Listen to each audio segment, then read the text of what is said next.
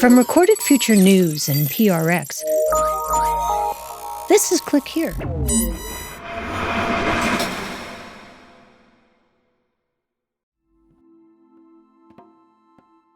Somewhere right now, a camera is scanning a face.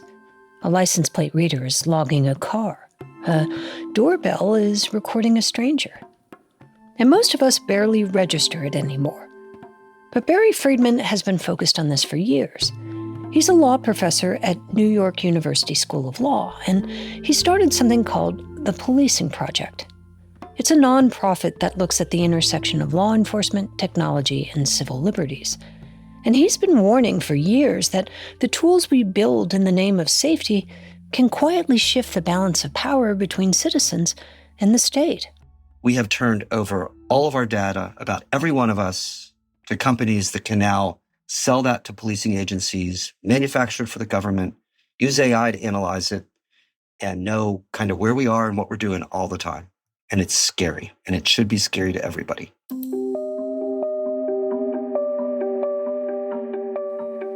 From Recorded Future News and PRX, this is Click Here, a show about the people making and breaking our digital world. I'm Dina Temple-Raston. And today on the show, how surveillance became the background noise of modern life and what it's doing to democracy. We'll be right back. It is called Internet. I use the World Wide Web information superhighway. Cybersecurity. Why do things go viral? Click here.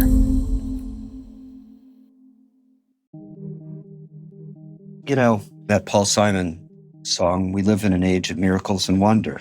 Graceland, yeah. Yes, Graceland. And the technologies we have are miracles and wonder, right? But miracles and wonder have downsides. And our goal has to be as a society to milk the technologies for all of the upside while avoiding the downside. And part of that involves caution and process. And when we don't have caution and process, bad things happen. Barry has spent his career warning that we're rolling out powerful surveillance tools faster than we're deciding whether we actually want them. He started a not-for-profit called the Policing Project. It focuses on assessing law enforcement practices and the responsible use of policing technologies. We work with anybody who will come to the table in good faith to try to achieve sound policing and public safety. I sat down with him to talk about how we got here and what responsible adoption could actually look like. In the course of his work, Barry's come up with a kind of checklist. Actually, 2 checklists. So there's 2 different sorts of checklists. So one of the checklists is about whether we should be deploying technology. And it asks a bunch of questions, which are, what are the benefits you want out of the technology? And have we done any testing to see whether those benefits are possible and can be accomplished? And then you go to the other side of the ledger and you say, are there any risks from the technology? And have we identified the risks correctly? Have we taken measures to guard against those risks? And then at the end of the day, you look at the bottom of your ledger, your benefits and your risks, and you say, should we move forward? Often the answer to that set of questions is, sure, we can move ahead, but we need particular safeguards in place. The other checklist is less about technology and more about us and the society we want to live in. We live in a democracy, and it's a complicated democracy, but it is a system of government in which the will of the people is supposed to prevail. And you can't be confident of that unless you've consulted in some fashion with the people. You can do that through a legislative body. You can go to privacy boards. You can hold community meetings. But what you're supposed to do is do things openly and transparently. A few years ago, Barry served on the AI ethics board for a police technology company called Axon. It makes tasers and body cameras for law enforcement. And back in 2019, the company floated the idea of adding facial recognition software to police body cameras. And Barry and the AI ethics board pushed back. They made the decision not to put facial recognition on the cameras because the technology wasn't ready. And being the industry leader that they were, I thought that was incredibly responsible, as did all the members of the board, and increased our faith in Axon doing the right thing. But that decision didn't stick. Now, there still may be really good reasons not to use it. Again, I want to separate out two questions. Is it good enough to do what it's promising to do? And then, do we want the thing that it's promised to do done? And then even if we do, what should the rules be to do it in a responsible way? I think anybody that works in the policing space has whiplash. We've gone from 2019 was before George Floyd was murdered. Then lots of people very publicly out in the streets, concerned about policing. Since then, concerned about crime and crime rates and public disorder. And so now we're back in a gung-ho policing mode, and I think that's got to be part of it. But we're hardly living at a time in the United States when we should be sanguine about surveillance. That tension between capability and caution isn't new, but the tools are. Let me back up for a second and just ask about Clearview AI, which was basically a flashpoint for a lot of this. They scraped billions of photos without consent. Police departments started using it without telling anyone. Do you remember what the sort of machinations that got to that were? It was true, and I actually have reason to believe this is still going on, not necessarily in New York, but in other police departments, where departments would be interested in Clearview, and they'd have access to it, and an officer in another department would say, hey, could you run this for me? And there was a lot of kind of back scratching going on. You know, it can't be that much of a surprise. First of all, miracles and wonder, like, wow, this is astonishing. I just take a picture of somebody and I know who they are. But then policing is a complicated institution, but individuals in policing are highly dedicated to a mission of making us all safer. And so it's hard to kind of just wave a tool in front of somebody's face that could help with that and say, ha, ha, ha, I've got this tool, but you can't use it. What police will tell you all the time is that they don't want to be the ones when something terrible happens, and then they have to explain why they didn't do something they could have done. But I mean, everybody's under a microscope, and that is not a prescription for how we should run a free democratic society. It is just the opposite. And so for people who say, I haven't done anything wrong, why should I care? This is why you need to care. Well, I have two answers. We all want to have an internal private life. I've never met the person who doesn't want to have a private life. The people that founded this country, the United States, would have gone crazy thinking that we thought it was okay for the government to know everything about us all the time. We needed a government, and we needed the government to be effective, but then we needed to control the government. And we've got just the opposite situation here. We have turned over all of our data about every one of us to companies that can now sell that to policing agencies, manufacture it for the government, use AI to analyze it, and know kind of where we are and what we're doing all the time. And it's scary, and it should be scary to everybody. And it's not just facial recognition anymore. Now there's software that can recognize the way you walk, systems that identify your voice with just a handful of words. And then there are tools designed not to just identify you once, but to follow you over time, like license plate readers.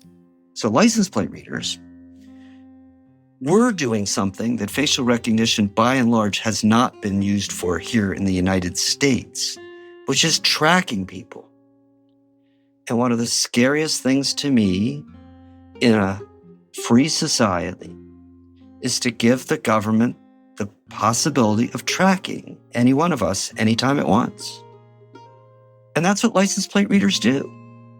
You know, if you're driving around and they've gone from just capturing license plates to taking images of cars and the drivers. I have seen, you ask, I want to see all the red Mustangs that were in this 1 mile square that have body damage in the last 2 days. And it can show you. Like the tracking capacity now with AI is astonishing. And it's that tracking that I worry about, as opposed to having a clear image of somebody who's done something horrific and identifying who that person is. What worries Barry isn't just identification anymore, it's accumulation. One system logs a car, another captures a face, another stores where you were and when. And once those systems start talking to each other, surveillance stops being a snapshot. It becomes a trail.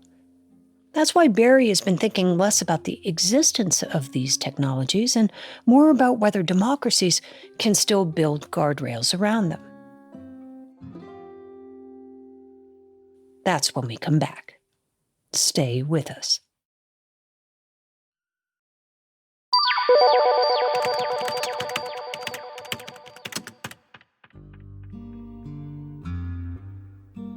Welcome back.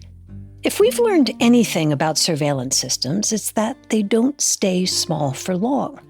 A camera becomes a network. The database becomes searchable. Separate tools start talking to each other.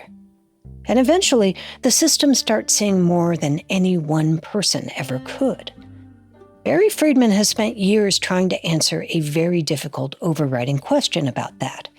If democracies are going to build systems like this, what would responsible control actually look like? And one idea he keeps coming back to is something called a data trust. And just like you would put money in the bank with very specifically defined people who could withdraw that money, you put the data in a data bank, a data trust, and there are rules about who has access to the data for what purposes. And people who have access could have different permissions. But the idea of the data trust is a way to have the data and use the data, but to limit who can get access and under what conditions. And I found it appealing as an idea to allow the government, law enforcement, public safety agencies to use data without having access to all of it all the time. It's a project that I've been working on with Jennifer Eberhardt, who's a psychologist at Stanford. And we're trying to do something with body camera footage because the data trust may be a way to have our miracles and benefit from them without the harm. He's not saying this fixes everything. I mean, look, we could create the best data trust on the planet, and some private or government entity could come in guns a-blazing and get control. There are no guarantees in this world, but you do the best you can. The one thing I'm certain is that we're not anywhere near doing the best that we can. In fact, in some ways, we're doing the worst that we possibly can. One other answer is not to collect the data in the first place. Right. Hasn't that horse left the barn? The great thing about horses out of barns as opposed to, for example, toothpaste out of tubes is you got a lot better chance of getting the horse back in the barn than you have of getting the toothpaste in the tube. We've already built the system. Now the question is whether we can control it. So if you were advising a city council or a police oversight board right now, what would you tell them to require before approving any kind of facial recognition? I would want to see the data on the testing of the technology to see that it actually does, what it says it's going to do on the tin. And frankly, most of it's going to flunk. I'm pretty confident of that. I think that's not true for your stationary camera on the train platform, but it is going to for the body camera footage. I'd be very surprised to find that this footage is effective in the sense that, yes, it will catch some people, but we're going to have some really bad false positives. Wrong people are going to get nailed. Then I want a set of rules about what it's going to be used for. I mean, are we going to use this to catch everybody who's littering or spitting on the sidewalk or jaywalking? Because then we're going to be living in a police state. I'd want rules about how long the data is retained. And I'd want rules about once we think we have a match, what the police do next, because there's a tendency to rush in as opposed to making sure that it's actually a good match. If listeners should take away one thing from this conversation, what should it be? Object. Fight back. You don't have to say no to things that can make everybody's lives better, but you should insist that it all be adopted in a way that is democratically accountable and that they can see the safeguards. Facial recognition can do extraordinary things. Find a missing person, identify a suspect. But the problem is, once a society builds systems that can identify people everywhere, it also builds systems that can track them everywhere. And that changes something fundamental, not just about policing, but about what it means to move through public life without being constantly legible to the state. Barry Friedman calls these tools miracles and wonder. And maybe that's the tension at the center of all of this, because the technology really can help people. The question is whether democracies can put enough rules and guardrails in place before surveillance simply becomes the background noise of everyday life. I'm Dina Temple-Raston, and this is Click Here.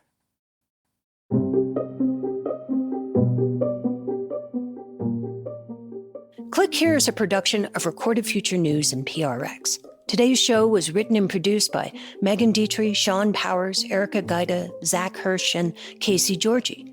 It was edited by Karen Duffin and Sarah Quevedo, and fact-checked by Darren Ankrum. Original music is by Ben Livingston, with additional music from Blue Dot Sessions.